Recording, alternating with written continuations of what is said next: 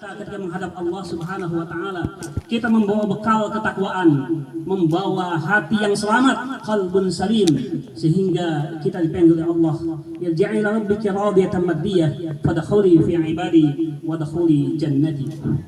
Allahu akbar, Allahu akbar walillahil hamd. Hari ini kita Aid, Aidul Fitri. Aid artinya kembali, Fitri artinya berbuka. Ada yang mengatakan Aidul Fitri, kembali kepada fitrah, kembali kepada kesucian.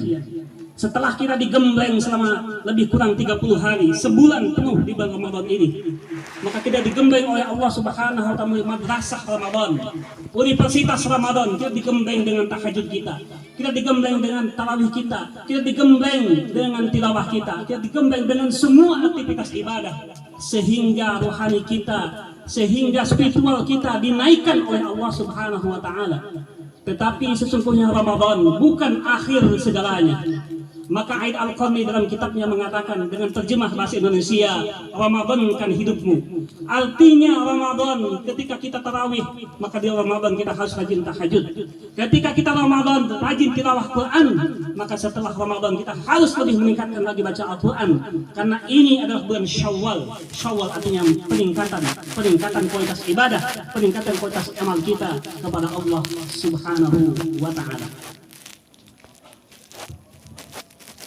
Ketika kita kembali kepada kesucian kita, kembali kepada Allah, kembali bertaubat, kembali kepada pangkuan ilahi, sesungguhnya Allah Subhanahu wa taala sangat mencintai. Allahu afrah bi taubati 'abdihi min ahadikum saqata 'ala ba'irihi wa qadallahu fi ardi falah.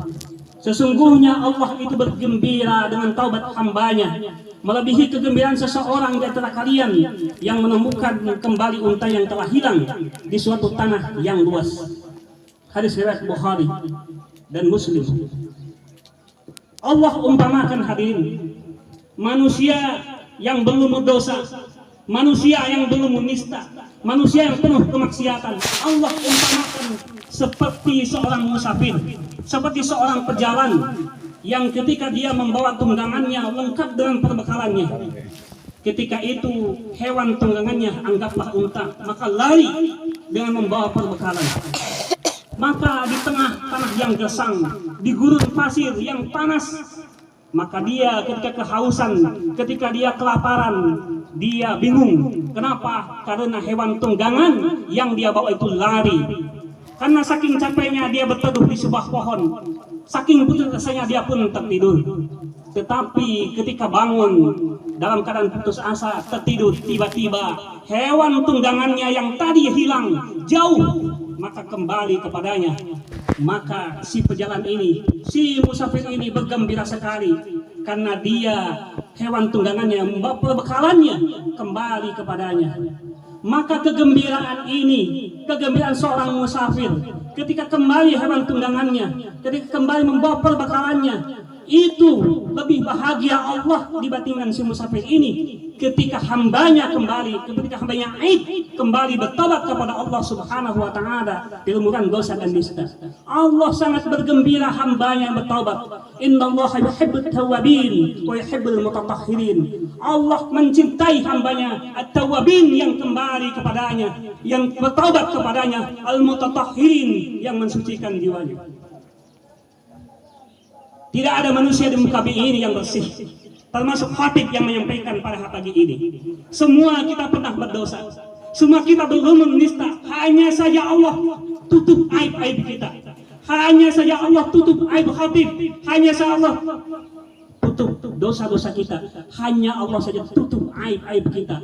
Karena Allah menutup aib-aib kita, maka tidak ada seorang pun yang tahu dosa kita sebenarnya.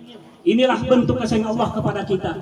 Maka ketika seseorang tahu akan dosanya, dia Aid, dia kembali kepada Allah. Allah sangat mencintai, Allah sangat bergembira, melebihi gembiranya seorang musafir yang kehilangan perbekalan, yang kehilangan unta, yang kehilangan hewan tunggangannya, lalu kembali kepadanya. Begitulah kegembiraan Allah Subhanahu wa taala kepada hamba tersebut. Tetapi hadirin, kita mesti hati-hati hadirin. Jangan sampai kecintaan Allah kepada kita, jangan sampai kegembiraan Allah kepada kita itu berubah menjadi kebencian. Jangan sampai harusnya kita mendapatkan ampunan dari Allah, mendapatkan maghfirah dari Allah. Jangan sampai kita justru diangkat maghfirah tersebut jauh dari kita. Kenapa demikian? Hadirin, dalam sebuah riwayat dikatakan pada suatu kali tadi Nabi Musa alaihissalam melewati seorang yang sedang menangis, merintih, beristighfar, bertobat kepada Allah. Dia menangis sejadi-jadinya. Maka ketika Nabi Musa kembali kepada orang tersebut, orang itu masih bertobat, orang itu masih beristighfar, orang itu masih menangis. Maka Musa berkata, Tuhanku, hambamu merintih karena takut kepadamu. Tetapi apa kata Allah yang tahu hatinya? Apa kata Allah kepada Nabi Musa? Ya Musa, lau nazala dimaghuhu